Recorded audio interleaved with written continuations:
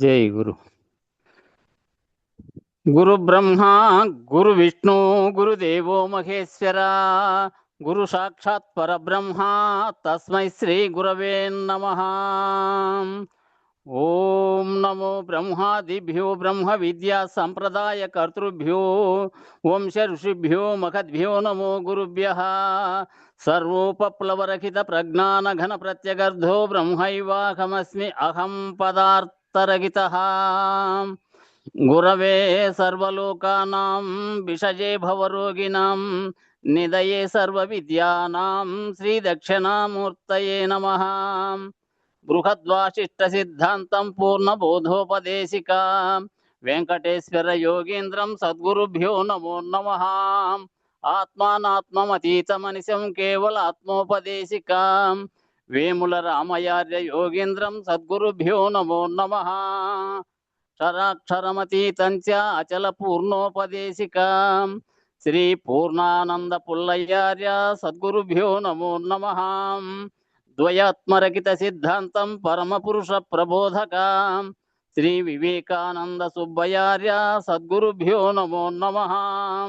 అస్మద్గురు సమారంభం కృష్ణ సాందీప మధ్యమాం ఓంకార పీఠ పర్యంతం వందే గురు పరంపరం. జై సద్గురు ప్రభు మహారాజ్ కు జై, గురు పరంపరముకు జై. జై గురుదేవ.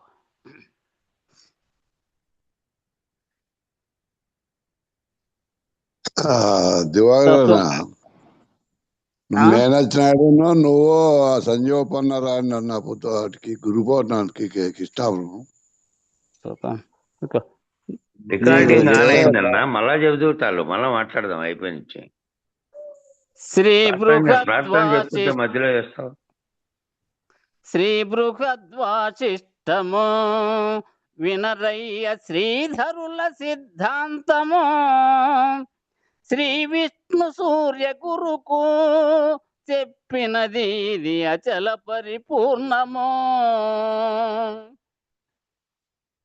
కల సృష్టికాధారము ఈ ఎరుక కర్మ వాసనలమయము కాన ఎరుకను విడువుము జ్ఞానమని కర్మమని లేదు వినుము. శ్రీ బృహద్వాసిష్టము వినరయ్య శ్రీధరుల సిద్ధాంతము శ్రీ విష్ణు సూర్య గురుకు చెప్పినది ఇది అచల పరిపూర్ణము. చేసేటి కర్తలేడు చేయింపచేసేటి భోక్తలేడు భ్రమమూలమీ ఎరుకను బాసితానున్నదే పరిపూర్ణము. అది గాఢ నిద్రవలెను అనిపించు ఇది అచల పరిపూర్ణము. అది శ్రీ కేవలాత్మ అనబడును అది నీ వందుకొనుము. శ్రీ బృహద్వాసిష్టము వినరయ్య శ్రీధరుల సిద్ధాంతము శ్రీ విష్ణు సూర్య గురుకు చెప్పినది ఇది అచల పరిపూర్ణము. తనువు నేనైతి ననక ఎరుకనే ననక జగమున మునగక గురు సమర్పిత బుద్ధితో పరిపూర్ణ పరమ పదమును గాంతుమా. ఒకటి అను వస్తువేది దాని మొదలున్నదను వస్తువేది ఇవి రెండు కల్లయనుచు సద్గురుని చేరుటే పరిపూర్ణము. శ్రీ బృహద్వాసిష్టము వినరయ్య శ్రీధరుల సిద్ధాంతము శ్రీ విష్ణు సూర్య గురుకు చెప్పినది ఇది అచల పరిపూర్ణము. ఉన్నదేదో చెప్పుమా అది బయలు కన్నదేదో చెప్పుమా ఉన్నదన్నది ఎరుకరా, ఆ జోలికెన్నడును పోబోకురా. చిత్రాతి చిత్రముగను ఈ ఎరుక చిత్ర శోభల జూబును, ఎరుక నెడబాస్తివేని ఆ పైన ఎరుగుటకు ఎవరుందురు. శ్రీ బృహద్వాసిష్టము వినరయ్య శ్రీధరుల సిద్ధాంతము, శ్రీ విష్ణు సూర్య గురుకు చెప్పినది ఇది అచల పరిపూర్ణము. భవ వికారముల చేత భావన భావములు ప్రబలమగును, ఈ ద్వంద్వ భావములను విడచితే ఇక చాలు పరిపూర్ణమే. పుట్టు చావులు లేనిది, పనియు పని ముట్టు మూలము లేనిది, అట్టిదట్టిది కానిది ఏకమైనట్టిదే పరిపూర్ణము. శ్రీ బృహద్వాసిష్టము వినరయ్య శ్రీధరుల సిద్ధాంతము, శ్రీ విష్ణు సూర్య గురుకు చెప్పినది ఇది అచల పరిపూర్ణము. ఆది అంత్యము లేనిది, లోన బయటేమియు కనరానిది, అది గాఢ నిద్రవలెను, అది కేవలాత్మయై ఉన్నదదుగో. తెలివికిని అనుభూతికి చిక్కునది కలనైన కానే కాదు, సాధనము సాధ్యపడదు, ఇక ఎరుక సాధనము పనికి రాదు. శ్రీ బృహద్వాసిష్టము వినరయ్య శ్రీధరుల సిద్ధాంతము, శ్రీ విష్ణు సూర్య గురుకు చెప్పినది ఇది అచల పరిపూర్ణము. శ్రీ దయానందార్యులు శిష్యుడగు శ్రీరామ కవి చంద్రుడు చిత్తశుద్ధిగా వ్రాసెను, ఇది విన్న శ్రీధరుల దయ కలుగును. శ్రీమించున జలబోధ మునిరత్నమార్యులు ఈలాగునా, చిత్తశుద్ధిగా చెప్పెను, ఇది విన్న జన్మరాహిత్యమగును. శ్రీ బృహద్వాసిష్టము వినరయ్య శ్రీధరుల సిద్ధాంతము, శ్రీ విష్ణు సూర్య గురుకు చెప్పినది ఇది అచల పరిపూర్ణము. జై సద్గురు ప్రభు మహారాజుకు జై, గురు పరంపరముకు జై. జై గురుదేవ. జై గురుదేవ. జై గురు. అందరికి జై గురు. గురు పరంపరకు జై. జై గురు. ఇది తత్వం జంబోజి లింగమూర్తి రాసినదని నేను అనుకుంటాడా, అదేనన్నా? అదే అదే అదే. సరే, కందార్థం చెప్తున్నా నేను. కందార్థం చెప్పన్నా. అట్లేను 68. అమ్మాయికి భారం అయిందిలే తత్వం కూడా.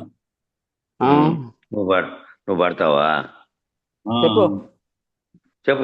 ఎరుకోద్భవమెట్లన్నను సరళంబగు నారికేళ సలిలము భంగిన్, ఎరుకెట్లు బోవు నన్నను కరిమ్రింగిన వెలగ పండు కరణీగా నెరుగు, తిరిగి రాని కరణింకోటెరుగు, పరిపూర్ణమున్నది ఎరుకాత నెరిగితే, ఎరుకే మ్రగ్గును భస్మాసురుడు మ్రగ్గిన నాటి కరణీగా నెరుగు, తిరిగి రాణి కరణింకోటెరుగు. జై గురు. జై గురు. అందరికి జై గురు. గురు పరంపరకు జై. ఈ కందార్థంలో కృష్ణదేశిక ప్రభువులు 2 ఉపమానాలను స్వీకరించాడు.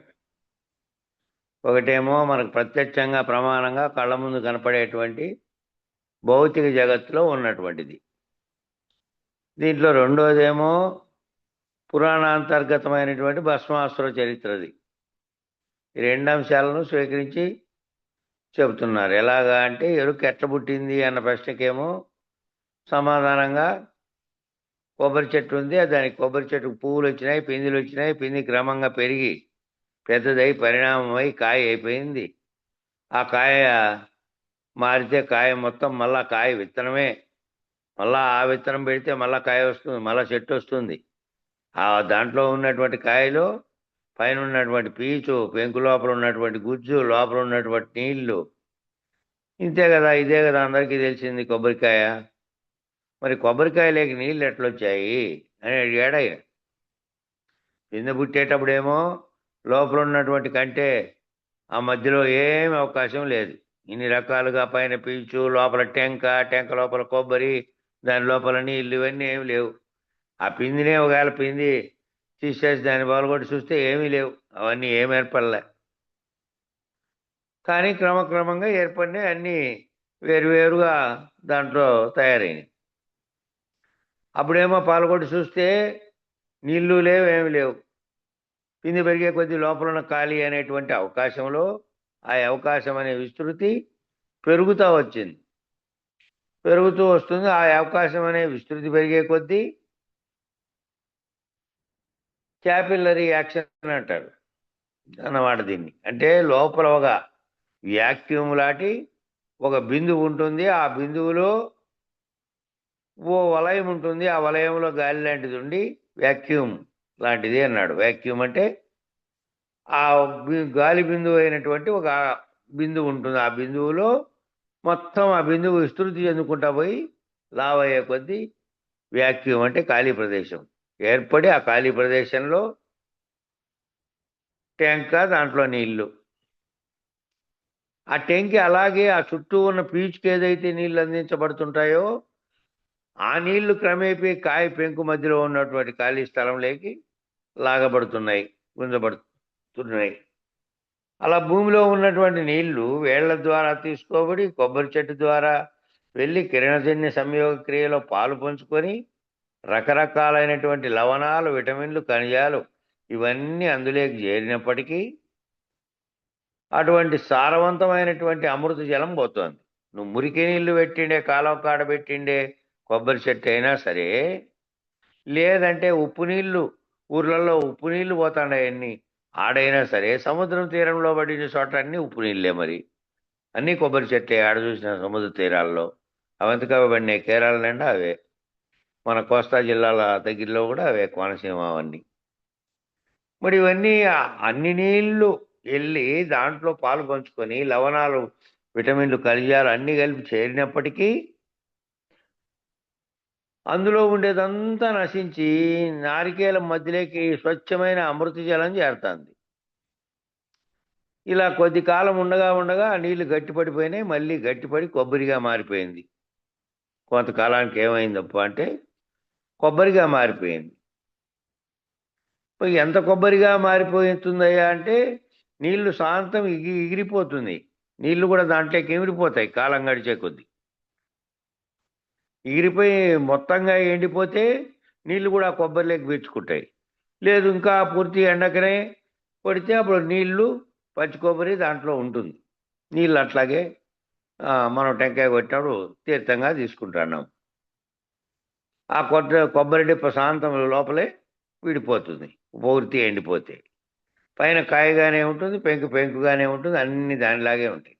మళ్ళీ ఇప్పదీస్తే అన్ని ఈ పొరలు లోపల పరిణామం అంతా జరిగిపోయింది.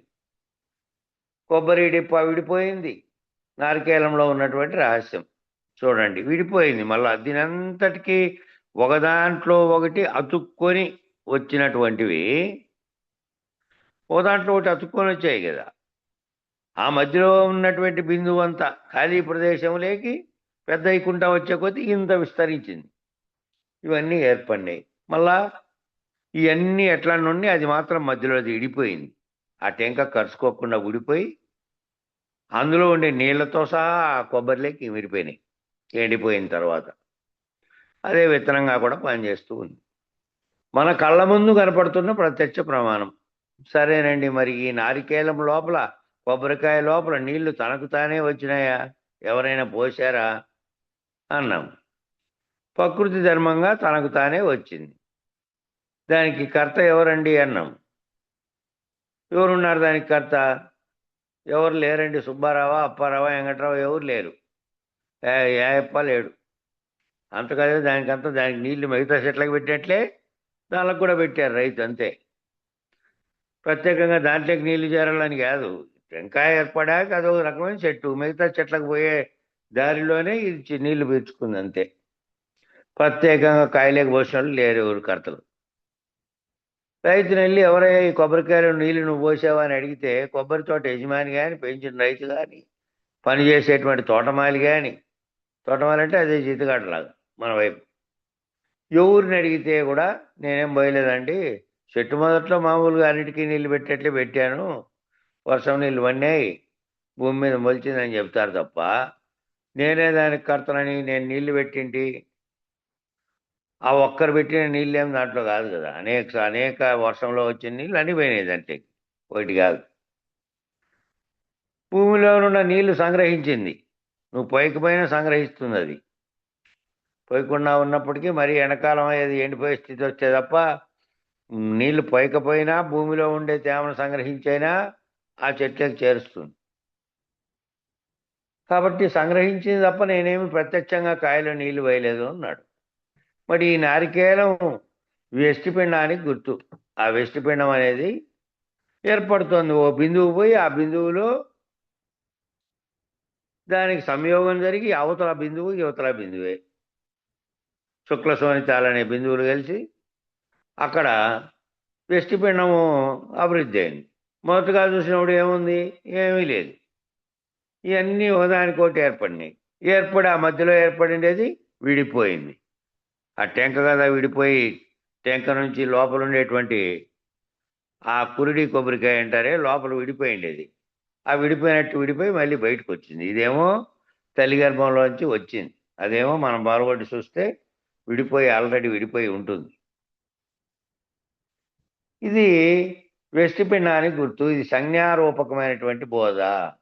అంటే ఈ వెష్టిపిండాండం లోపల ఎట్లా అయితే పని జరిగిందో, పరిణామం జరిగిందో, అహం అనే పెంకు ఎట్లా గట్టపడిందో, నేననే పెంకు గట్టిపడిందట. అహం అది ఆ గట్టిపడినటువంటి పెంకు. ఆ అవకాశం ఎలా ఇచ్చిందో, ఆ అంతఃకరణము అంతరేంద్రియాలు ఎలా అవకాశాన్ని ఇచ్చాయో అలా మెల్లమెల్లగా ఈ ప్రాణాధారమైనటువంటి అమృత సరళి జరడం, దాని నుంచి ఉద్భవించినటువంటి కొబ్బరి, దాని నుంచి ఉద్భవించినటువంటి తాపము, దాని నుంచి ఉద్భవించినటువంటి ప్రభావం చేత విడిపోయి కొబ్బరి డిప్ప నుండి విడిపోయింది.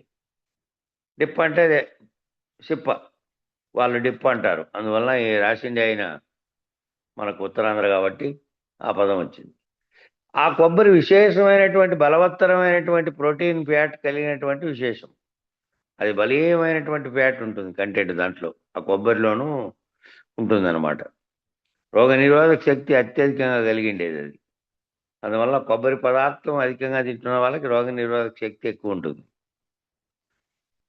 అట్లా బలవత్తరమైన ప్రోటీన్ ఫ్యాట్ కలిగిండేది అది ఆ కొబ్బరి. మరి అవన్నీ ఇవేవి చూస్తే చిన్న పిందెలో చూస్తే అవి లేవు, చిన్న పిందె అప్పుడు చూస్తే ఇవేమీ లేవు. అలాగే శైశవ అవస్థలో ఉన్నప్పుడు చూసినామనుకో, బాలికలో చూసినామనుకో, ఆమె సైంటిస్ట్ అవుతుందా, ఆస్ట్రోనాట్ అవుతుందా, మహర్షి అవుతాడా, పెద్ద అయితే ఏదైనా స్పోర్ట్స్ వాడవుతాడా, రైతు అవుతాడా, లేకపోతే ఏదైనా పనికి మాలినోడవుతాడా, ఏమవుతాడో చిన్నప్పుడు ఏమీ చెప్పలేము. పనికొచ్చేటట్లు అవుతాడా, పనికొచ్చేటట్లు ఏమీ చెప్పలేము కదా.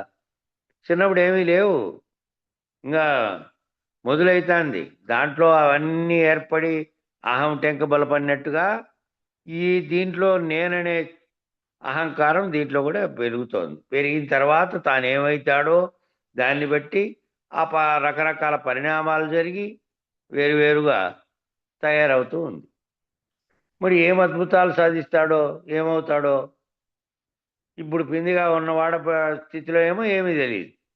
తన జీవితంలో అంటే శైశవావస్థలో ఏమీ కనపడవు. అంటే పసికందుగా ఉన్నప్పుడో లేకపోతే పిల్లవాడుగా ఉన్నప్పుడో ఏమీ కనపడవు. కొబ్బరి పిండి వల్లనే ఉంది అప్పుడేమో. క్రమపరిణామం అయ్యే కొద్దీ క్రమపరిణామం చెందే కొద్దీ నారికేళంలో అయితే ఎట్లా పెరిగి దాంట్లోకి అన్నీ ఒకటోటి చేరినాయో పెరిగి పెరిగి లోకోపకారానికి తయారయ్యేటువంటి స్థాయిలోకి ఎలా ఉపయోగపడిందో దానికి కల్పవృక్షం అని కూడా ఓ పేరు. అన్నీ ఉపయోగపడతాయి. కొబ్బరి చెట్టు వేస్ట్ అయ్యేదే ఉండదు. మనం పోయి ఇక్కడ చూడటం కాదు, మన వైపు అయితే అన్నీ లేవు, ఏవో కొబ్బరికాయలు దించుకొని అన్నీ మిగిలినవి పారేస్తారు. అక్కడ అట్లా కాదు. కొబ్బరి చెట్టుకు సంబంధించిన కొబ్బరి మట్ట అయినా సరే, దాని పీచు అయినా సరే, దాని ఆకులతో సహా అన్నిటినీ ఉపయోగపెట్టే కంపెనీలు వచ్చేసాయి కోస్తా జిల్లాలో. లేకపోతే మీరు ఎప్పుడన్నా గమనించవచ్చు. తూర్పుగోదావరి, పశ్చిమ గోదావరి మొత్తం కొబ్బరికాయలకు సంబంధించినవే. ప్రతి ఊర్లోనూ కొబ్బరి నూనె కట్టు నుంచి దానిలో తీసేటివి అన్ని రకాలుగా ఉపయోగపడుతుంది. వేస్ట్ పదార్థమే లేదు దాంట్లో. కాబట్టి కొబ్బరి చెట్టు అన్నీ ఉపయోగపడేటువంటి తాళవృక్షానికి సంబంధించినవి కూడా అంతే. తాటాకులు ఒకప్పుడు మహర్షులు దాని మీద రాశారు. తాటికాయ చల్లదనంగా ఉండడానికి అది తినేకు ఫలం ఉపయోగపడింది. ఆ కర్ర దూలంగా ఉపయోగపడింది. అత్యంత బరువైనటువంటి చాలా రోజులు పుచ్చు ఎక్కకుండా ఉండేటువంటి, వంగకుండా ఉండేటువంటి కర్రగా ఉండేది. దానికి కూడా కల్పవృక్షం అనే పేరు ఆ తాటి చెట్టుకు కూడా. ఇలా కల్పవృక్షాలు దేవతా వృక్షాలకు అన్నిటికీ ఆ పేరు ఉంటుంది. కల్పవృక్షం అంటే అదేదో ప్రత్యేకమైన వృక్షం అనుకునేరు. అదేదో ఊరికే దాంట్లో కథలోనో పురాణంలో చెప్పినట్టు ఇది ఫలానాది అంటే మానేం అందించదు. అంటే అన్ని రకాలుగా ఉపయోగపడుతుంది కల్పవృక్షం అంటే. అదేం ప్రత్యేకమైన వృక్షం కాదు. దివ్యత్వ సూచన ఏంటంటే సత్వగుణాన్ని పెంచేటువంటి లక్షణము ఉన్నటువంటి వృక్షాలన్నీ కూడా కల్పవృక్షాలని పేరు. సత్వగుణాన్ని పెంచుతాయి, అన్నీ ఉపయోగపడతాయి దాంట్లో. ఏవైతే శాశ్వతమైనటువంటి వాత కఫపైత్యాలను బ్యాలెన్స్ చేసేటువంటి శక్తి వాటిలో ఉంటుంది. అనులోమ విలోమ నిష్పత్తులు ఏర్పడతాయి దాంట్లో. ఒకటి పెరుగుతూ ఉంటుంది, ఒకటి తగ్గుతూ ఉంటుంది. అలా ఏర్పడినప్పుడల్లా వాటిని బ్యాలెన్స్ చేయడానికి ఉపయోగపడేటువంటి వృక్షాలన్నింటినీ అట్లా దేవతా వృక్షాలు కల్పవృక్షాలను పిలుస్తాయి. రావి చెట్టు, మునగ చెట్టు, మోదుగు చెట్టు, ఈ బిలగన్నేరు చెట్టు, ఇట్లా జిల్లేడు చెట్లు, తులసి చెట్లు, మారేడు చెట్లు, నేరేడు చెట్లు, ఇట్లా చాలా ఉన్నాయట దీని లిస్టులో చెప్పుకుంటూ పోతే. ఇవన్నీ కూడా మనలో ఉన్నటువంటి త్రిదోషహరమైనటువంటి లక్షణాన్ని కలిగి ఉన్నాయట. ఉసిరి చెట్టు, సెమీ వృక్షం, ఇంకా చాలా ఉన్నాయట ఈ లిస్టులో. అయితే ఇవన్నీ ఒక ఎత్తు అయితే నారికేళం ఒక ఎత్తు. చాలా తీవ్రమైనటువంటి లివర్ దోషాలు, జీర్ణ వ్యవస్థ దోషాలు, సర్వమును విసర్జక అవయవాల సమస్యలు కూడా నారికేళ లవణం అనేది ఒక అద్భుతమైన వైద్య విధానం ఆయుర్వేద ప్రక్రియలో ఉంది. నారికేళ లవణాన్ని తయారు చేస్తారు. కేరళలో పోతే అక్కడ తయారవుతుంది. దానికి ఉన్న 3 కన్నుల్లో ఒక కన్ను తెరుస్తారు. సైంధవ లవణం అందులో పోసి నింపుతారు. నింపి మరలా దాన్ని బాగా మట్టి పెట్టి మూసేసి అది లోపలికి పోకుండా చక్కగా దాన్ని భూమిలో పాతిపెట్టి పెడతారు. అప్పుడు ఇంకా మొక్క ఇక్క రాదు దాంట్లో. ఓసారి రంధ్రం పెట్టిన తర్వాత అప్పుడు ఈ సంత తీసేస్తారు. టెంకాయ వరకే తీసుకొని దాన్ని మళ్ళా 40 రోజుల తర్వాత తీస్తారట బయటికి. మ్యూట్ చేసుకోండి అప్ప, ఎవరో ఓపెన్ చేశారు.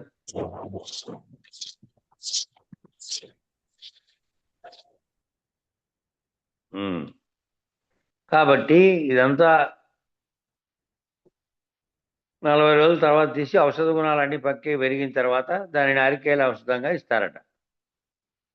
ఇక్కడ ఈ నారికేళ లవణాన్ని వాడితే అమోఘమైనటువంటి పని జరుగుతుంది. తీవ్రమైనటువంటి లివర్ సమస్యలు, జీర్ణ ఇవన్నీ పోతాయట. ఇవన్నీ మానవ జీవితంలో ఏర్పడేటువంటి అనేక ఆరోగ్య సంబంధమైన సమస్యలకు ఉపయోగపడే తిరుగులేని ఔషధాలన్నీ అట్లాంటి వృక్షాల నుంచి ఏ వృక్షాల నుంచి వస్తాయో దానులకు కల్పవృక్షాలు దేవతా వృక్షాలని పేరట అట్లాంటి చెట్లకి. అందువల్ల ఈ వృక్ష సంపదని కాపాడుకోవడం, వృక్షాలను పూజించడం, వాటిని ఎలా వినియోగించుకోవాలో తెలుసుకోవడం అనే విజ్ఞానం మన సాంప్రదాయంలోనే మొదలైంది. అట్లా చెట్లను పూజించడం అనే భాగంలో కారణం అది. ఇది ఒక భాగం, భౌతిక భాగం. కానీ రెండవ భాగం ఏమంటే నారికేళం అనేది వ్యష్టి పిండానికి సూచనగా ఇక్కడ చెబుతున్నారు. అంటే అందులో ఉన్న పెంకు అహంకారానికి సూచన. అందులో ఉన్న అమృత జలమేమో తీర్థంగా ఏదైతే పనికొస్తుందో అది ప్రాణ చైతన్యం.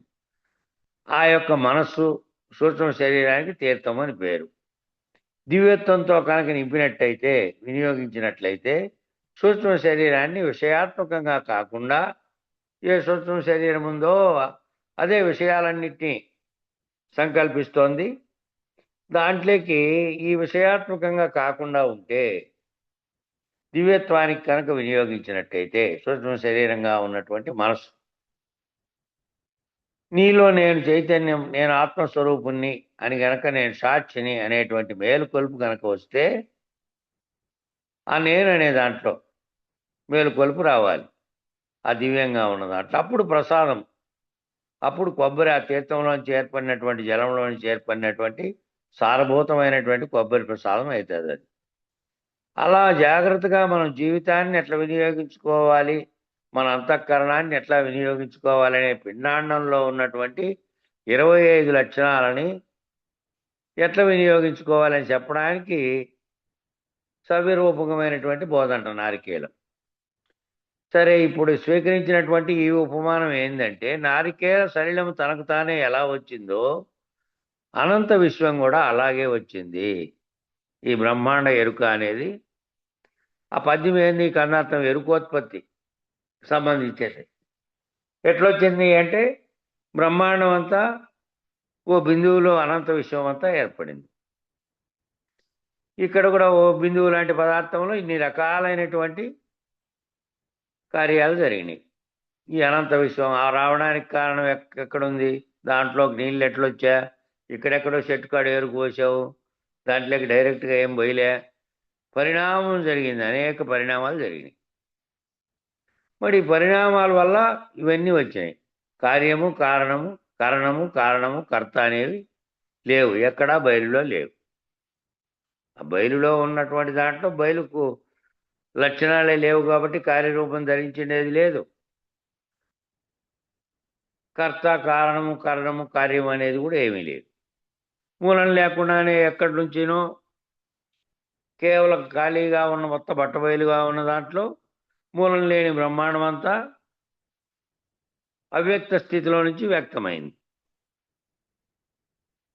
సరే, ఇప్పుడు ఇక్కడ స్వీకరించిన ఉపమానాన్ని బట్టి బయలుకు ఏ కార్యము లేదు, బయలుగా ఉన్నదానికి ఏ కార్యము లేదు, ఏ కారణము లేదు. కారణం అంటే చేయడం, కరణ అంటే చేసేది పని. కారణము లేదు అంటే ఆ చేసేదానికి కారణం ఏదైనా ఉందంటే అది లేదు. కర్త లేడు, ఏ కర్త లేడు. చేసిండేవాడు ఎవడనుండా కర్త అంటే కర్త కూడా లేడు. ఈ 4 లక్షణాలు ఎక్కడ గుర్తించినా అవన్నీ ఎరుక సంబంధికమైనవే. అవి వచ్చిన దానికి అందుకనే మూలం లేదు ఇదని చెప్పారు. ఏదైనా దానికి కార్యకారణాలు కానీ, లేదంటే దానికి రావడానికి అంతకుముందు ఎవడైనా కర్త ఉన్నాడా అది ఏమీ లేదు.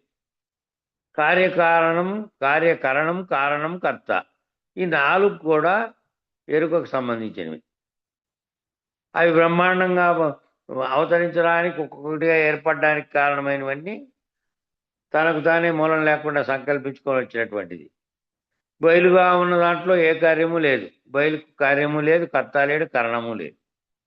పిండాండమైనా సరే, బ్రహ్మాండమైనా సరే, ఎరుక ఏ విధంగా బ్రహ్మాండ వ్యాప్తి చేసుకుందో అట్లే అనేకత్వాన్ని పొంది మళ్ళీ పిండాండంగా అనేకత్వం, అనేకమైన, ఏకం అనేకం భవతి అనే పద్ధతిలో పిండాండమైన, బ్రహ్మాండమైన, వ్యష్టి అయినా సమిష్టి అయినా సరే. ఇక ఎట్లా పోయింది మరి, సరే ఇట్లా వచ్చినాయి, టెంకాయ ఉదాహరణ చెప్పారు, ఎవరు పోయలేదు, ఆ నీళ్ళు వచ్చినట్టుగా వచ్చినాయి అని అన్నారు. మరి పోవడానికి ఎట్లా పోయింది, అవి వచ్చినటివి మళ్ళా ఆ ఎరుకకు పోల్చారు కదా. పిండాండమైన, బ్రహ్మాండమైన, వ్యష్టి అయినా సమిష్టి అయినా ఎట్లా పోయిందయ్యా అన్నారు. ఇంకో ప్రత్యక్ష ఉపమానాన్ని దానికి ఇంకో ఉపమానం స్వీకరించారు. ఏమిటయ్యా అదంటే, కరిమింగిన వెలగపండు అని ఇంకొక ఉపమానం వేశారు. ఏనుక్కి వెలక్కాయలు పెట్టాలన్నమాట.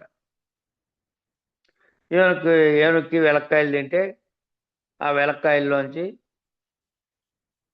వెలగపండు పెడితే ఆ వెలగపండు లోపల బాగా పడినప్పుడు అద్భుతమైనటువంటి అమృత ఆహారం ఉంటుంది. బయటికి ఏం కనపడితే మామూలు పచ్చివి కాదు, బాగా మాగిన స్టేజ్లో ఉండాలి, అది ఉంటుంది. అది కూడా చాలా విశేష ఫలదాయకము, నారికేల లవణం వలనే వెలగపండు పచ్చికాయ పనికిరాదు. కానీ వెలగపండు దీర్ఘంగా అజీర్ణ వ్యాధిగ్రస్తులు, విసర్జక అవయవాల సమస్యలు, అదో భాగ సమస్యలన్నీ వెలగపండు అనే దాంట్లో కూడా ఇవన్నీ ఆయుర్వేద సమస్యలన్నీ ఆరోగ్యం బాగు చేసేటివి అనేకం ఉన్నాయి. పూర్వకాలం నుంచి తినేవాళ్ళు. అయితే ఈ గ్రంథం చదువుతూ ఉండగా కరెక్ట్గా 3 ఏళ్ల క్రితం, మూడేళ్ళు కాదు, కరెక్ట్గా కరోనా టైంలో ఆ రోజు ఇంకేం చేసేవాళ్ళము అంటే ఆ ఆశ్రమంలో బయలులో 4 కుర్చీలు దూరంగా వేసుకొని కూర్చునేవాళ్ళం. 5-6 మందే వచ్చేవాళ్ళు, ఎవరు వచ్చేవాళ్ళు కాదు. ఆ చదువుతుంటే ఈ కరిమింగిన వెలగపండులోంచి ఆ ఎరుకు ఎట్లా పోతుందంటే ఇట్లా పోతుంది దీంట్లో లాగా అని ఉదయించారంటే, వెలగపండు అనే దానికి కరి అనేది ఏదో రోగం అన్నట్టు వేరే ఆయన రాశాడు చోటని మన శంకరనారాయణ స్వామి చెప్పాడు. లేదు అది తింటే దాంట్లో నుంచి ఒక ద్రవ పదార్థం కడుపులో నుంచి పోయి దాంట్లోకి ఆ గుజ్జు అంతా టెంక అట్లే ఉన్నట్టుగానే గుజ్జును లోపల తిరిగేసి ఉంటుంది. దాంట్లో ఉన్నటువంటిది అది కడుపులో జలంలోకి గెలిచిపోయి ఉంటున్నాయి అనేదేమో అంటున్నారు సైన్స్ వాళ్ళు అని చెప్పాను నేను. లేదు పుస్తకాలు చూద్దాం దీంట్లో ఉందని. ఇప్పుడు ఉన్నటువంటి 7వ తరగతి తెలుగు బుక్ లో ఆ పద్యం ఉంది. ఆ పద్యానికి ఆ విధంగా రాశారు, కరి అంటే ఒక వ్యాధి అని రాశారు. అదే మన స్వామి ఆయన శంకరనారాయణ స్వామి ఆ మాట అన్నాడు.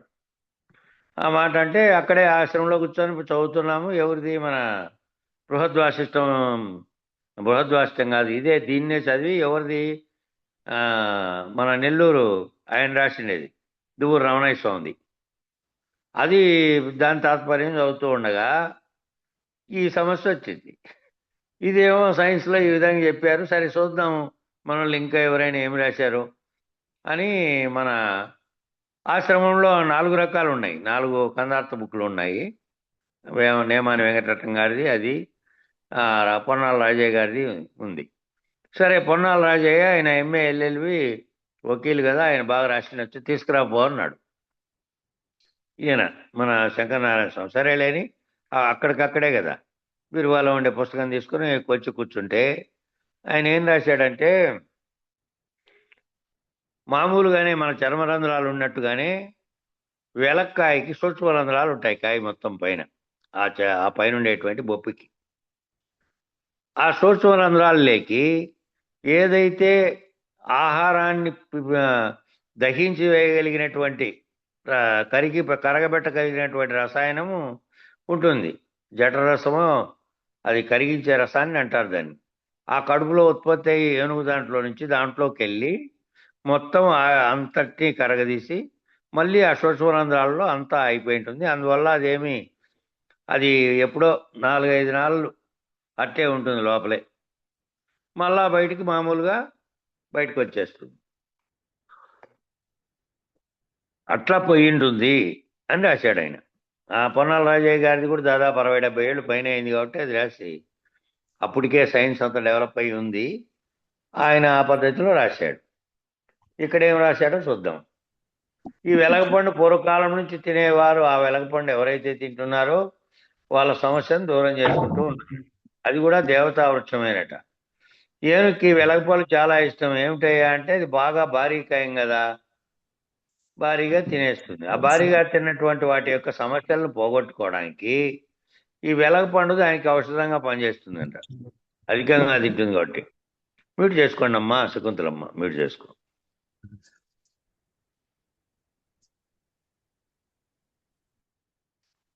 కాబట్టి అది భారీగా తినేది అరగడానికి అప్పుడప్పుడు ఈ కాయలు తింటే దీనిల వల్ల దానికి వైద్యం చేసుకునేటంట, ఔషధం తింటే ఏమైందట అంటే వెలగపండు ముక్కలు చెక్కలు అవ్వకుండా దాని యొక్క గుజ్జు మాత్రమే, ఆ గుజ్జు అంతా హరించేస్తుందంట. జీర్ణాశయంలో ఉన్నటువంటి బలానికి అంత బలం ఉంటుందంట దానికి. అది డొప్పని విసర్జిస్తుందంట. అది కరిమింగిన వెలగపండు అంటే. ఈయన కూడా అదే చెప్పాడు, లోపల ఉన్నటువంటి గుజ్జును జీర్ణాశయంలో ఉన్నటువంటిది పదార్థం తీసుకెళ్ళి కరగబెట్టేటట్టు చేస్తుంది అనేదే ఉదాహరణ, అంతే తప్ప అది వ్యాధి ఇది కాదు. కరి అనేది ఒక వ్యాధి ఉంది, ఆ వ్యాధి వల్ల అది ఎట్లయింది అనేది కాదు. ఇంకొక ఉపమానం ఏంది అంటే నారికేల శరీరము ఒక ఉపమానము, కరిమింగిన వెలగపండు. ఈ కరిమింగిన వెలగపండు ఏమిటంటే రాజాదిరాజు అయిన మహారాజు అయినా చక్రవర్తి అయినా లేకపోతే ఎన్ని భూషణములు అయినా ఆ భూషణములు యశకాములైనా కీర్తికాంక్ష పొందినటువంటి వారైనా ఎంతటి వారైనా భూమండలం మీద మొత్తాన్ని జయించినటువంటి వారైనా సరే మృత్యుకాలంలో కరిమింగిన వెలగపండు కరణి సుమతి. ఎట్లాంటి వాడైనా సరే వాడికి కీర్తి ప్రతిష్టలు ధనము రాజ్యము రాజరికము ఏమన్నా ఉన్నాయి. ఆఖరి సమయంలో ఏమవుతుంది? పోతుంది కదా. భూమండలాన్ని మొత్తం జయించినా సరే సమయం వచ్చినప్పుడు కరిమింగిన వేలకపోయిన కరణి సుమతి అంటే ఆ కరిమింగిన వెంగల్లో అంతా పోయి ఉత్తబొబ్బి మిగిలినట్టుగా ప్రాణం పోతే అయిపోయాయి. మృత్యుకాలంలో ఒట్టి డొల్ల మిగులుతుంది ఇంకా. కాబట్టి మిగిలిందంతా పోతుంది. అలా రెప్పపాట్లో హరించగలిగేటువంటి సామర్థ్యమేమో ఆ మృత్యుదేవతకు ఉంది. రెప్పపాట్లో తీసుకెళ్ళిపోతుంది. ఈ నారికేళాన్నేమో జీవభావం నుంచి దివ్యత్వానికి దైవీభావానికి ఎలా మార్చుకోవాలనేటువంటి సదాచారాన్ని ప్రయోజనాన్ని వినియోగించే విధానాన్ని జీవన విధానాన్ని మార్చుకోవడానికి ఉపమానంగా చెప్పారు ఈ నారికేళాన్ని. ఉపమానంగా చెప్తే నీలో ఉన్న అహం ఏదైతే ఉందో అది అక్కడ పగలగొట్టాము, లేదంటే ఎండిపోతే డెప్ప నుంచి అదే విడిపోతుంది. అది ముక్త స్థితి. ఏంటి కొడుతున్నారా టెంకాయ తీసుకుపోయి అంటే ఇదిగో ఈ టెంకలాగా గట్టిపడినటువంటి అహంకారాన్ని అక్కడ పాల్గొట్టేస్తున్నాం స్వామి అని గురువు ముందరో దేవుని ముందరో ఏడో ఓసారి కొట్టినప్పుడు ఆ కొట్టిన దానికి అర్థం ఏమయ్యా అంటే అహంకారాన్ని పాల్గొట్టేస్తున్నాము అని జీవన విధానాన్ని మార్చుకునేదానికి ఉపయోగంగా చెబితే నీలో ఉన్న అహం అనేది ఏదైతే ఉందో అది పాల్గొట్టాము అని. నువ్వు పగలగొట్టకపోయినప్పటి కొట్టకపోయినప్పుడు కూడా అదేమో ఆవిరైపోతుంది. ఆ నీళ్ళేమో ఆవిరైపోయి కొబ్బరిలోకి కలిసిపోతాయి. కొబ్బరి డిప్పేమో ఆ టెంకలో నుంచి విడిపోతుంది, ఆ గట్టిపడిన టెంకలో నుంచి. అదేమో ముక్త స్థితి పొందుతుంది అట్లా. కానీ వెలగపండు ఉండే ఆ వెలగపండులో ఉన్న రహస్యం ఏమిటంటే మృత్యుకాలంలో ఇంకేమీ మిగలదు. దాంట్లో ఆ కొబ్బరి ఒకటి అన్న మిగిలింది, దీంట్లో ఏం మిగలదు టెంక తప్ప. కాబట్టి పనికిరాని టెంకను పోయి బూడిసొత్తన్నామే, పనికొచ్చేది వెళ్ళిపోయింది దీంట్లో నుంచి. ఆ వెళ్ళిపోయింది మళ్ళా చేసిన కర్మలను బట్టి ఏదో తగిలించుకునే పోయింది, ఉపాధిని తగిలించుకునేకి. కాబట్టి ఈ డెప్ప ఏం చేసింది? ఇంక డెప్ప ఏమిటికి పనికిరాదు. గుజ్జుపోయినటువంటి వెలగపండు డెప్ప ఏమిటికి పనికి వస్తుంది? ఏమిటికి పనికిరాదు. అట్లా పనికి రాకుండా అయిపోయింది శరీరం కూడా అంతే. ఈ జీవిత సత్యాన్ని మానవుడు ఎప్పుడు గుర్తుపెట్టుకోవాలి. ఒక ప్రత్యక్ష ఉదాహరణ సూచన వాక్యాన్ని కూడా జోడించాడు. ఏం జోడించారంటే తిరిగి రాని కరణి ఇంకోటి ఎరుగు. తిరిగి రాని పద్ధతిని తెలుసుకో. ఓసారి కొబ్బరికాయ పలగొట్టామంటే మళ్ళీ ఇక అందులో నీళ్ళు నిలబెడతామా? మళ్ళీ 2 అతికిచ్చి నీళ్ళు పోసిపెట్టు. కొబ్బరికాయ పాల్గొట్టామంటే అయిపోయింది దాని పని. కొబ్బరిని ఉపయోగించుకోవాలి, నువ్వు ఉపయోగించుకోకపోని పనికి రావు. నీళ్ళు ఆవిరైపోయాయి, కొబ్బరి కూడా ఎండిపోతుంది. అది ఉన్నంతసేపే అంతే. ఒకసారి కరిమింగిని వెలగపండు డిప్పను విడిచిపోతే మళ్ళీ అందులో గుజ్జును పెట్టేకి సాధ్యమవుతుందా? ఇదన్నా పగలగొడితే బయటపడుతోంది, లేదంటే ఎండిపోయి అవుతుంది. దీంట్లో కనీసం ఏదో ఒక పదార్థం మిగులుతోంది, దాంట్లో ఏమీ మిగలదు. సర్వము డిప్ప ఒకటే మిగులుతుంది పైన. కాబట్టి గుజ్జును కూర్చడం శాతం అవుతుందా? మళ్ళీ దాంట్లో గుజ్జు పెట్టేకేమీ కాదు. ఓసారి శరీరంలోంచి జీవ చైతన్యం విరమించిందనుకో, జీవ చైతన్యం అనేది ఎంతసేపు? రెప్పపాట్లో విరమిస్తుంది. అది విరమిస్తే 100 మంది కాదు కదా, 1000 మంది డాక్టర్లు సిద్ధంగా చుట్టూ ఉన్నా సరే ఏమీ చేయలేరు దాని సమయం వచ్చినప్పుడు.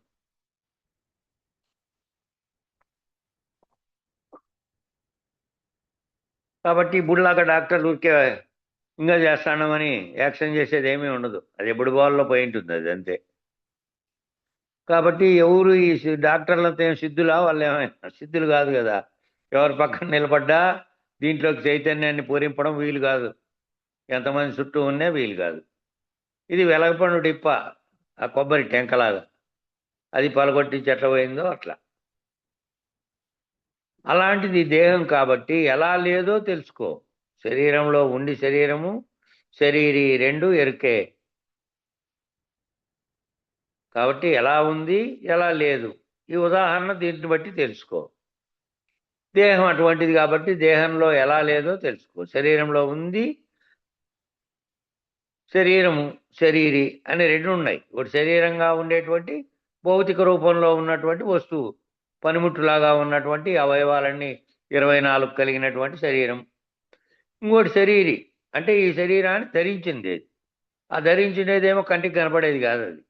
అది 25వదైనటువంటి చైతన్య స్వరూపంగా ఆత్మస్వరూపంగా ఉండి దీన్ని నడిపిస్తున్నది. అది ఈ రెండు ఎరుకే. అది లేకుండా ఇది పనిచేయదు, ఇది లేకుండా అదేం పనిచేయదు. ఇది ఆశ్రయం ఇచ్చింది, అది దీనికి అధిష్టానంగా ఉంది. ఆ చైతన్యం లేదనుకో, శరీరం ఉండి ప్రాణం ఉంది, శరీరం ఏమో శరీరి, దాంట్లో శరీరిగా ఉన్నటువంటి అది లేదనుకో చైతన్యం, అప్పుడు ఏమిటికి పనికిరాదు. మామూలు కోమాలో పడుకోబెట్టినట్టే, ఏంది గుర్తించేది లేదు, ఏమి చేసేది లేదు. కాబట్టి అది లేకుండా ఇది పనిచేయదు, ఇది పడిపోతుంది. ఇది లేకుండా అది ఉండనే ఉండదు, దీంట్లో నుంచి పోతుంది అది. కాబట్టి శరీరము మిథ్య, శరీరము సత్యము అనేటువంటి స్థితి నుంచి శరీరము ఒకటేమో మిథ్య అంటే ఇది ఈ నాశనం చెందేటువంటి పదార్థంగా ఉండేది మిథ్య. దాంట్లో సత్తుగా ఉన్నటువంటిదేమో ఈ సర్వకల సంకల్పాలు చేసినకి సర్వము నీ జ్ఞానం చేత నీ చేత ఆయా పనులను ఎన్ని చేయించింది, పనిముట్టును వాడుకొని చేసినప్పటికీ దీనికి స్వతంత్ర చైతన్యం లేదు కాబట్టి చేపించినది అది. కాబట్టి కర్మ ఫలితం కూడా దానికి పోతుంది. దానికి పోయి ఆ శరీరంలోంచి పోయినందుకు ఆ కర్మ ఫలితాన్ని అనుభవించేకి ఇంకో ఉపాధి కావాలి, శరీరం తగిలించుకుంది పోయి ఈ స్థితిలో నుంచి ఇక్కడి నుంచి పోయి. ఇదేమో ఇది ఏమిటికి పనికిరాంది అయిపోయాయి, డిప్ప అయిపోయాయి. ఇది ఈ డిప్ప వేస్ట్ అవుతుంది, డిప్పను పూడ్చిపెట్టేది లేదంటే తగలబెట్టేది రెండే. కాబట్టి సత్యము మిథ్య, శరీరం మిథ్య, శరీరం సత్యం అనేటువంటి స్థితిలో నుంచి శరీరము మిథ్య, జగత్తు సత్యం అనే స్థాయి నుంచి మళ్ళా జగత్తు మిథ్య,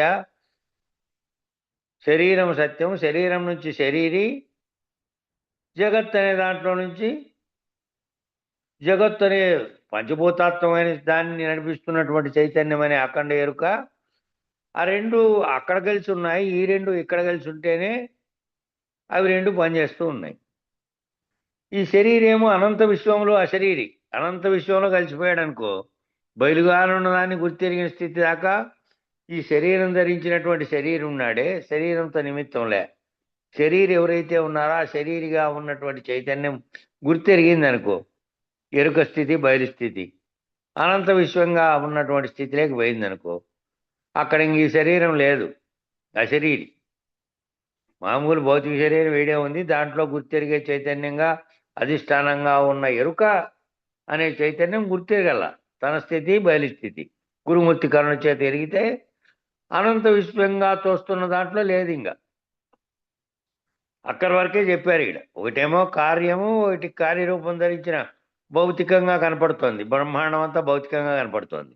దాన్ని నడిపిస్తున్నటువంటిది ఈరోజు జరుగుతున్నటువంటి పంచభూతాత్మైన దాంట్లో జరిగే పరిణామాలన్నీ రోజువారీ జరుగుతున్నాయి. పగలు రాత్రులు, కార్తులు, తిథులు, ఆయా సందర్భాల్లో జరగాల్సినటువంటి ఉష్ణోగ్రతలు, చలికాలం, ఈ ప్రకృతిలో జరిగేటివన్నీ జరుగుతూనే ఉన్నాయి. దానికి కర్త అనేదేమో బయటికి కనపడదు. బ్రహ్మాండం అంతా నిండి ఉన్న చైతన్యాన్ని ఆ పాత్ర అది. ఇట్లాగే ఈ బ్రహ్మాండంగా ఉన్నటువంటి ఈ శరీరంగా ఉన్నటువంటి దాంట్లో ఉండే కర్తది ఈ పని, దీంట్లో జరిగే పనులు చేసేది. కాబట్టి ఆ రెండిటికి, ఆ రెండు కారణంగా కార్యరూపం ధరించినటువంటి, లేకపోతే కారణంగా ఉన్నటువంటి రెండు కూడా అక్కడ ఒకటే. ఇంకా ఆ అఖండ ఎరుక అనే స్థితిలో దానిని కూడా దాటితే అవతల ఉన్నటువంటి స్థితిలో ఈ లేడు. ఇంకా అనంత విశ్వంలో శరీరం లేడు,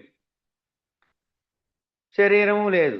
మరి ఈడ శరీరం ఇంకా ఉంది, గుర్తెరిగిండే దానికి తెలుసు తానుకు మూలం లేకుండా ఉంది, అది ఎప్పటికీ అప్పటికి అక్కడేమో ఉంది అని. ఉన్నప్పటికీ ఉన్నది, ఉండి లేనట్టుగా ఉంది.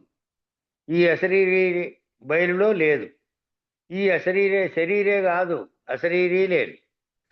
ఈ శరీరి ఉన్నప్పుడేమో సగుణం శరీరి, అంటే ఈ శరీరాన్ని ధరించిన వాడు ఉన్నప్పుడేమో గుణాలతో కూడి ఉంది. అశరీరి అన్నప్పుడు ఏమైంది? ఇంకక్కడ అశరీరికే గుణాలు లేవు. అశరీరత్వంగా పొందిన ఎరుక స్థితిలో చైతన్యంగా ఉన్నటువంటి దానికి అది ఏమైంది? తాను లేనటువంటి నిర్గుణ స్థితిని గుర్తెరిగింది అక్కడ.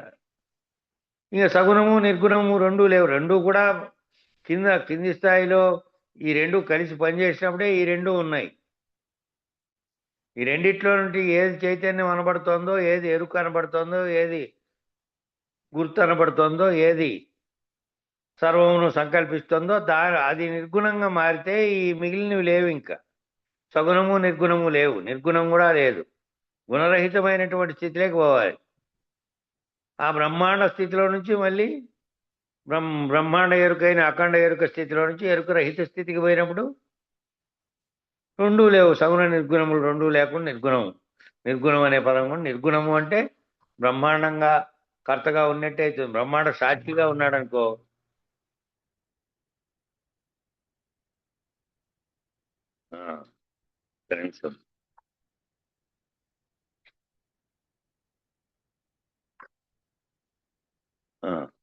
సరేలే.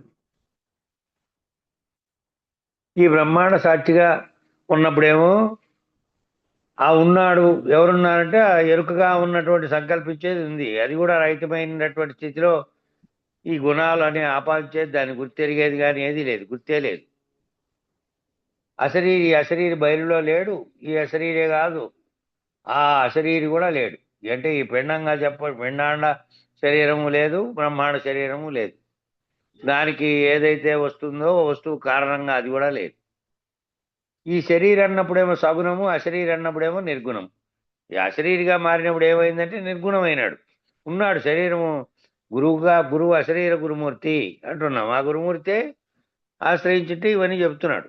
కానీ ఆయన ఇక్కడ ఉన్నప్పుడు ఏమైంది? శరీరంతో పాటు ఉన్నప్పటికీ వాళ్ళ గురుమూర్తి కరువు వలన ఆయన అశరీరి అయ్యాడు, అశరీర గురుమూర్తి అయినాడు. మళ్ళీ శిష్యుని గట్టెక్కించడానికో లేనెరుకు అనే దాంట్లోకే వచ్చి లేనెరుకులోనే బోధిస్తూ ఉన్నాడు. తాను లేనటువంటి స్థితిని ఆయన గుర్తెరిగిన వాడే. ఈ కింద ఏమో అప్పుడు ఏంగా ఉన్నాడు? నిర్గుణంగా ఉన్నాడు. సగుణ నిర్గుణములు రెండూ కానటువంటి స్థితి ఏమో బయలు స్థితిలో ఉన్నప్పుడు గుణాతీతమైన స్థితి. అది గుణము ఈ మూడు గుణాలతోనూ గుణములే లేవు. నిర్గుణం అంటేనేమో మళ్ళీ సద్గుణం అనేది గుణములు లేనటువంటి స్థితిలో నుంచి గుణములు ఉత్పన్నమైన స్థితి వస్తుంది. కాబట్టి గుణములనే ఉన్న స్థితి లేని స్థితి రెండు లేనటువంటిది. బయలుకేమో ఒకసారి ఉండే స్థితి కానీ మళ్ళీ లేని స్థితి వచ్చేది కానీ లేదు. ఎప్పుడూ ఒకే రకమే, ఎప్పుడూ ఏ మార్పు లేదు, ఏ పరిణామం జరగదు దాంట్లో. కాబట్టి గుణాతీతమైంది. ఈయన గుణాతీతుడైతే గుణాతీతమైన స్థితిలో సగుణంగానూ లేడు, నిర్గుణంగానూ లేడు. మళ్ళీ ఈ లేనెరుకలేకి దిగొచ్చేకో ఎవరో ప్రార్థిస్తే తప్ప అవసరము లేదు. ఎప్పుడు అట్లే కావాలంటే అట్లే ఆ స్థితిలోనే లేనెరుక స్థితిలో జరుగుతున్నటువంటి కళలో ఉన్నటువంటి దాంట్లో నుంచి మేల్కొల్పబడినవాడు. ఏం కళలోంచి? బ్రహ్మాండ కళలోంచి మేల్కొల్పబడినటువంటి వాడు. కాబట్టి చుట్టూ జరుగుతున్నది కూడా కళ అనే తత్వంలో ఉన్నాడు. ఇప్పుడు సగుణ నిర్గుణములు రెండు బయలులో లేవు. శరీరి అన్నప్పుడేమో భావము, అశరీరి అన్నప్పుడేమో అభావం, భావం లేనటువంటి స్థితి. మరి భావము అభావము రెండూ లేవు బయలులో. భావాభావ వివర్జితే, భావాభావ వివర్జితవు అన్నాడు. భావము లేదు, అభావము లేదు. అభావంగా తాత్కాలిక సమాధి స్థితిలో భావం లేనటువంటి స్థితిలో ఉన్నాడు అనుకోండి. ఉదాహరణకు కాసేపు సమాధి స్థితిలో ఉన్నాడు, మళ్ళా బయటకు వచ్చాడు, మళ్ళా భావము. కాబట్టి భావము అభావము రెండూ లేనటువంటి వివర్జిత స్థితిలో తిరిగి రాని కరణి కోటెగురుగు, తిరిగి రానటువంటి, తిరిగి మళ్ళీ భావం ఏర్పడదు. తిరిగి రాని పద్ధతి ఏమిటి అంటే బయలును గుర్తెరిగి ఈ మూలం లేని గుర్తెరిగే ఎరుక లేనిది అని లేకనే తోచినటువంటి లేనరు కానీ ఇది కళలోంచి మేల్కొల్పితే ఏ విధంగా లేదో కళ మొత్తంగా లేదో అట్లా గురుమూర్తి చేత మేల్కొల్పబడి బయలు భావన ఎరిగితే భావం ఆ గుర్తెరిగిన భావం కూడా లేదు. గుర్తెరిగిండే భావం గుర్తెరిగే ఎరుకున్నంతసేపే గుర్తెరిగేవు. అది లేనిదని తెలుసుకున్న తర్వాత లేదు. ఇంకా ఈ అభావము భావము రెండూ లేనటువంటి బయలులో ఈ రెండూ లేవు. భావ వివర్జితే అంటుంది కాబట్టి తిరిగి రాని కరణి ఇంకోటి ఎరుగు అన్నాడు. ఆ పదానికి సరిపోయేటట్టు తిరిగి రాని పద్ధతి ఉంది, మళ్ళీ వెనక్కి రానటువంటిది, అది పరిపూర్ణంగా ఉన్నది. తిరిగి రాని పద్ధతి ఏమిటంటే పరిపూర్ణంగా ఉన్నది. బ్రహ్మము వరకే లేక పరబ్రహ్మము వరకే లేక పరమాత్మ వరకే కనుక మనం చెప్పుకుంటే నిర్ణయం అయితే అది పూర్ణమే, కానీ పరిపూర్ణములో పూర్తి లేదు. ఇంకా ఈ పూర్ణం ఎక్కడి వరకు చెప్పింది? ఈ సృష్టికి కారణమైన బ్రహ్మము, దానికి ప్రకాశం కలగజేస్తే పరబ్రహ్మం అనేది, అంతకుముందు అవ్యక్తంగా ఉన్న పరమాత్మ అనేది. ఆ మూడు దశలు కూడా బ్రహ్మాండోత్పత్తి కలగడానికి అఖండ ఎరుక స్థితికి ఉదాహరణగా చెప్పినవే. ఇంకా అది లేని స్థితిగా చెబితే పరిపూర్ణం. ఇంకా అక్కడ లేదు, ఇది ఏదీ లేదు. పరమాత్మ స్థితిని కూడా దాటినటువంటిది, బట్టబయలుగా ఉన్నటువంటి స్థితిగా ఉన్నటువంటిది. అది ఎప్పటికీ ఉంది, ఎప్పటికీ నశించిపోని విధంగా ఉంది. దాంట్లో అంతర్యం గ్రహిస్తే దీంట్లో కూడా అదే చెప్పాడు. భగవద్గీతలో చెప్పబడినటువంటి దాంట్లో కూడా ఏం చెప్పాడు? ఈ బ్రహ్మాండం అంతా దీనిలోనే నడుస్తూ ఉన్నప్పటికీ, వ్యవహరిస్తున్నప్పటికీ, అంతా దీంట్లోనే జరుగుతూ ఉన్నప్పటికీ, దాంట్లో జరుగుతున్న పరిణామాలకు కానీ, వస్తున్న ఉత్పత్తికి కానీ, విలీనమవుతున్న దానికి కానీ, దాంట్లో ప్రవర్తించే మనుషులను కానీ, వాటన్నిటితో నాకే సంబంధం లేదు, అంతా నాలోనే ఉన్నప్పటికీ దానికి కారణ వస్తువుగా లేదు అని ఎట్లా చెప్పారో అట్లా దాని అవతల ఉన్నటువంటి స్థితిలో నిర్ణయం అయితే అది పరిపూర్ణం. ఇంకా కాబట్టి పూర్ణమిదం పూర్ణాత్ పూర్ణముదచ్యతే పూర్ణస్య పూర్ణమాదాయ పూర్ణమేవ అవశిష్యతే అనేటువంటి శాంతి మంత్రం చెప్పారు. పరబ్రహ్మ నిర్ణయాన్ని తెలియజెప్పేకి చెప్పారు. అది కూడా ఆ పూర్ణమే ఉన్నది. అది వచ్చినప్పుడు, అది రానప్పుడు, అది ఏర్పడకముందు, ఏర్పడిన తర్వాత, మళ్ళీ రహితమైన తర్వాత ఎప్పటికీ ఉన్నది ఒక్కటే ఉన్నది. ఉన్నదంతా పూర్ణమే. అందులో ఇంక వెలితి లేదు, ములుగుచ్చేకి సందు లేదు. అది అందులో నుంచి కొబ్బరికాయ వచ్చినా, శరీరం వచ్చినా, కొబ్బరి వచ్చినా, పగలగొట్టినా, పోయిన అష్టప్రకృతుల్లో ఏం మార్పు వచ్చింది? ఒక బ్రహ్మాండం విశ్వంలో రూపు దాల్చింది. అంతకుముందు రూపం లేదు దానికి. బిందువులోంచి అనేకత్వం, అది పరిణామం చెందింది, మళ్ళీ అనేకత్వము పొందింది. రెండూ జరిగినాయి. పరిణామం పొందడమేమో బ్రహ్మాండం ఏర్పడడం, అనేకత్వం పొందడమేమో ఇక్కడ పిండాండాలు, జీవులు, మిగిలినవన్నీ అనేకంగా ఏర్పడడం. ఒక ప్రకాశ బిందువు విచ్ఛిన్నమై నవగ్రహాలైంది. ఒక ప్రకాశ బిందువే మొట్టమొదటి బ్రహ్మాండం ఏర్పడడానికి కారణమైంది. ఆ బ్రహ్మాండం ఏర్పడి అందులో అనేకం వచ్చినాయి. అవన్నీ ఉన్నాయా మొదట అంటే ఒక్క బిందువులో నుంచి అనేకమైన బ్రహ్మాండం విస్ఫోటనం చెందింది. సైన్స్ వాళ్ళు చెప్పేది కూడా అదే. ఒక్క అణువు ఏర్పడింది, ఆ అణువు పరమాణువులతో ఢీకొనింది.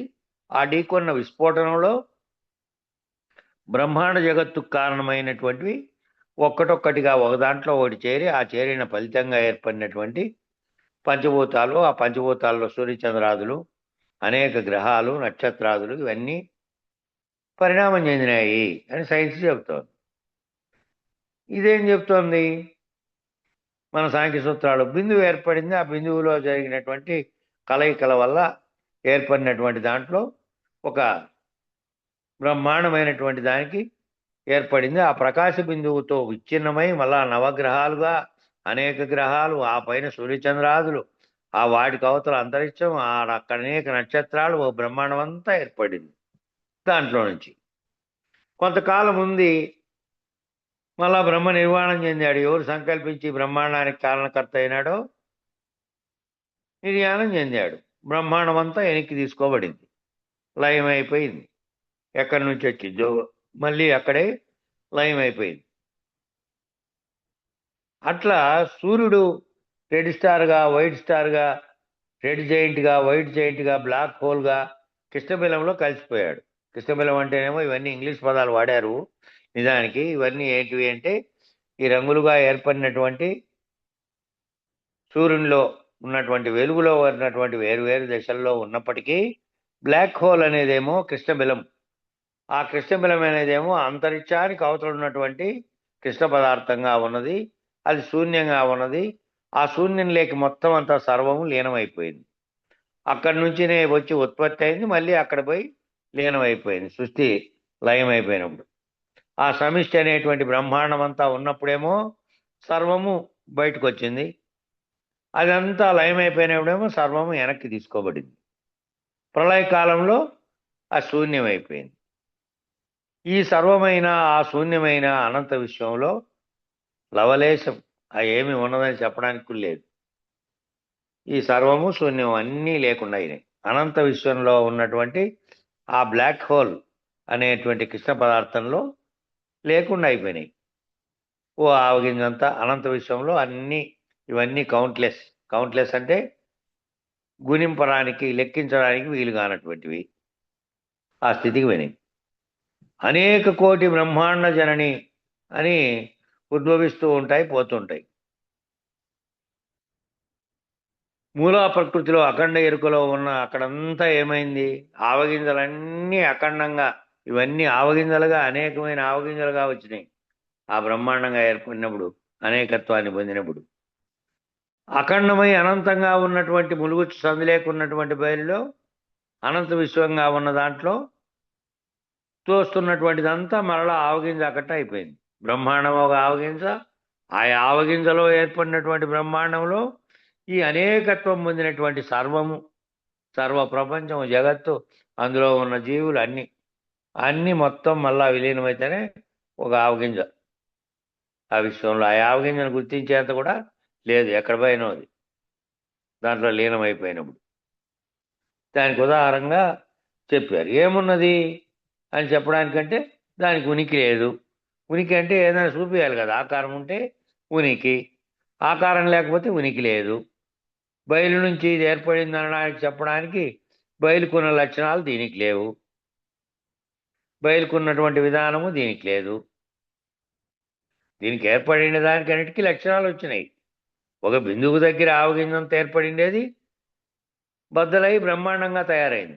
ఆ బ్రహ్మాండంలో అనేకత్వాన్ని పొందినటువంటి పిండాండాలన్నీ వచ్చినాయి.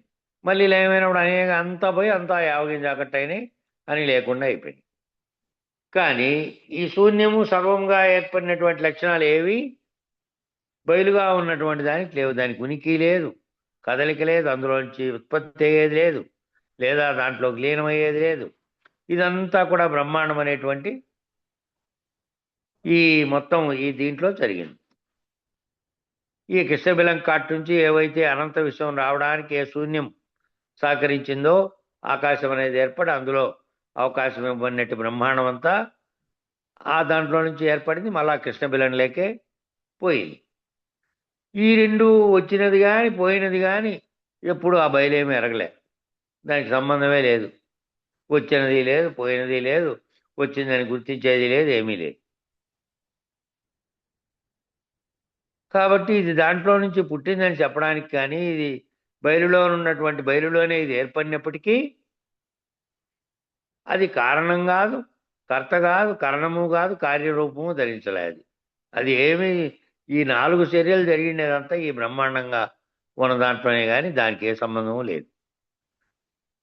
కాబట్టి ఆ సంబంధాన్ని బయలుని ఎరగడానికి ఏ ఆధారము లేదు. ఆ సంబంధాన్ని కూడా ఈ బయలు అనే దాంట్లో దీనికి బ్రహ్మాండం అంతటికి ఏమైనా ఆధారం ఉందా, ఆదాయం ఉందా అంటే దీనికి సంబంధించింది ఏమీ లేదు. ఎరిగేది లేదు, ఆడ ఎరగబడేది లేదు, ఏమీ లేదు. కాబట్టి పరిపూర్ణం ఉన్నది బయలు దర్శించాడు. దాంట్లో దీనికి ఏ సంబంధము లేదు. ఇది లేకుండా అయిపోతే ఏది ఎరుగుతోందో, గుర్తెరుగుతోందో అది లేదు. ఆ ఎరుకే తానెరిగితే అదంతా లేదు. ఎరుక తానెరిగితే సంకల్పం, శూన్యం, కాలం అనేటువంటిదంతా దేనివల్ల ఏర్పడిందో సంకల్పం అనే దాంట్లోనే ఏర్పడింది. కాబట్టి టైం దాటిపోయింది. మళ్ళీ అవతల తరగతిలోకి పోతారు కాబట్టి మంగళం చెప్పండి. మంగళము మంగళంబు మహనీయ గురునకు మంగళంబు సర్వులు శరణు కోరే సాధు స్వరూపునకు మంగళంబు మంగళం గురుదేవాయ మహనీయ గుణాత్మనే సర్వలోక శరణ్యాయ సాధు రూపాయ మంగళం. జై సద్గురు ప్రభు మహారాజుకు జై. శ్రీ పూర్ణానంద పుల్లయార్య సద్గురు ప్రభు మహారాజుకు జై. శ్రీ వివేకానంద బండారు సుబ్బయార్య సద్గురు ప్రభు మహారాజుకు జై. గురు పరంపరముకు జై.